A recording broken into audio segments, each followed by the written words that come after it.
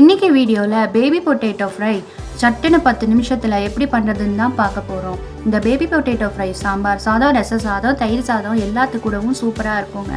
சரி வாங்க வீடியோவில் போய் இந்த சூப்பரான பேபி பொட்டேட்டோ ஃப்ரை எப்படி பண்ணுறதுன்னு பார்க்கலாம். பேபி பொட்டேட்டோவை வேக வச்சு தோல் உரித்து எடுத்துக்கோங்க. அது கூட 1/2 டீஸ்பூன் மஞ்சத்தூள், 2 டீஸ்பூன் மிளகாத்தூள்,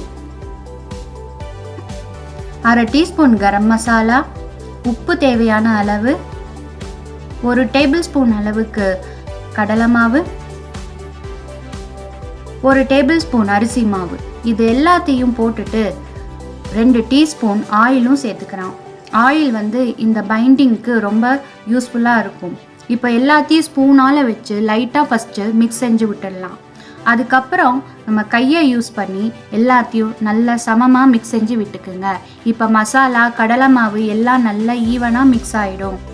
இப்போ பேபி பொட்டேட்டோ ரெடி ஆகிடுச்சு. இனி ஃப்ரை பண்ண வேண்டியதுதான். பேனில் 2 டேபிள் ஸ்பூன் ஆயில் விட்டுக்கிறேன். ஆயில் சூடானதும் 1/2 டீஸ்பூன் ஜீரகம், 1 டேபிள் ஸ்பூன் உளுத்தம்பருப்பு, 1/2 டீஸ்பூன் கடுகு எல்லாம் லைட்டாக வறுத்துக்கிறேன். உளுத்தம்பருப்பு நல்ல பொன்னிறமாகிற வரைக்கும் வறுத்துடுங்க. இப்போது கொஞ்சமாக பெருங்காயத்தூள் சேர்த்துக்கிறேன். 2 காஞ்ச மிளகாய், கொஞ்சமாக கருவேப்பிலை, 1/4 கப்பு தேங்காய், துருவன தேங்காய் தான் இந்த பொட்டேட்டோ ஃப்ரைக்கு சூப்பரான டேஸ்ட் தரப்போகுது. பார்த்தீங்கன்னா அந்த க்ரன்ச்சியான ஃப்ளேவரோடு அந்த உருளைக்கிழங்கு ஃப்ரையை சாப்பிடும்போது அந்த தேங்காயும் உருளைக்கிழங்கும் அடடா அவ்வளோ சூப்பராக இருக்கும். இப்போது உருளைக்கிழங்க சேர்த்தியாச்சு. இப்போது அடுப்பை நல்லா மீடியம் ஃப்ளேமில் வச்சுட்டு பேபி பொட்டேட்டோ ஃப்ரையை நல்லா ஆயிலில் ஃப்ரை பண்ணிவிடுங்க.